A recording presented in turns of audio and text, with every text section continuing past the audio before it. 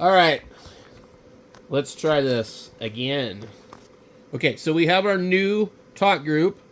I'm on the TGIF network under the name Hamradiohack, and the talk group is $7.99, and they've already put us on the deal here under the Raspberry Pi.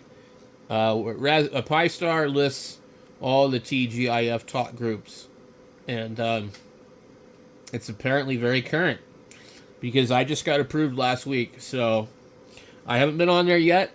Andrews and a couple of other people probably have been, and I think Mike has got Dude Star maybe up and running, or he's working on it.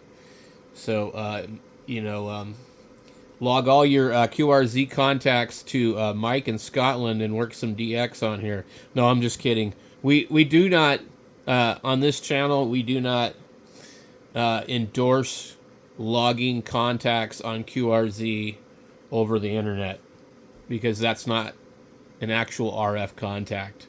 And no matter how you want to look at it, you are using the internet to go through to somebody else's hotspot to their radio. You did not work that station over RF.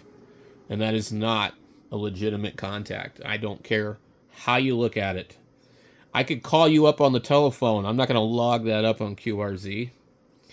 And if you want to do a digital type of format and actually log RF contacts, then you need to get on FT8. I know a lot of guys hate FT8. FT8 is actually real ham radio using a digital mode being done by the computer, but it is radio to radio. There is no internet involved except for maybe syncing the time clock. And you can actually get away with doing it without that. But unfortunately, DMR is not ever done by ham operators radio to radio on a large scale. There are some guys that have simplex stuff going on. There may be some rare instances of DMR repeaters being used that way without being connected to any type of network, kind of like some of the fusion ones. But by and large, no, it's going over the internet, and it's not a real RF contact. And I hate to burst your bubble, but it's not. And the other thing I was going to say is a lot of these guys that get on here and they cry and cry and cry and they talk crap about HF. Well, you just spent $700, $600, $500 on any tone 878 or whatever that really expensive handheld is. And you complain that you can't get on HF, but you could have bought an ATOS 120 Yaesu antenna and an 891 Yaesu and installed it in your vehicle, regardless of whether you live in an apartment or not. And you could have been working DX on 10 meters all the way through 40 meters. I think does the ATOS go all the way to 80?